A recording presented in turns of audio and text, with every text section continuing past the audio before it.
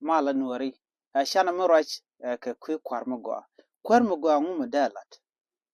mi jin kwar magwa don chaje kwan ci gwa ci jek ngu madere lat ka kwi nenuku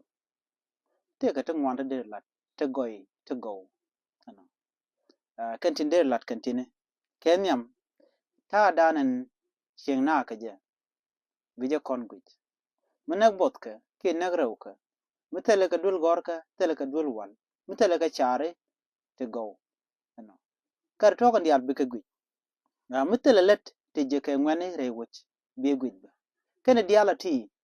mishigar yaleka akanen konden bu kwaro be kula jaka jamu gwa enyong mun dini jan ba long jinba beta dana koka ngwani gije rewich bije gwit mi koga dana kongna gaje mi peng mudit ke peng mutod be gwit misha community du micha je yar ke yara jaba be yik dagba ko bine dial bu te ka gwa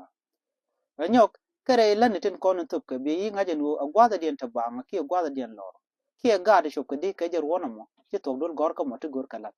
yin kwara mo bu kwara ba mu gwa anyok kwar ponya ba la roda pelipin ko jen batin kontin yon ko wede baga kon bi kenya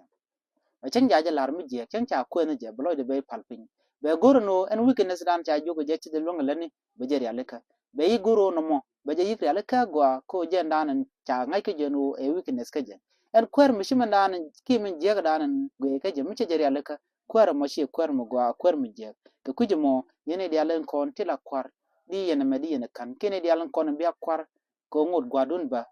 dong biya nerwich de gwa en wo de yene realaka ko den chianga je kama de yene jaga ja kama gwa yene kon la kwar gor jen ob jen kwati go tibidir ke tengnat tibidir ken kama na sham ken ke manana je ken da ko yene di ala kon atin gor kwar en rajme mu kweni yemane ya tema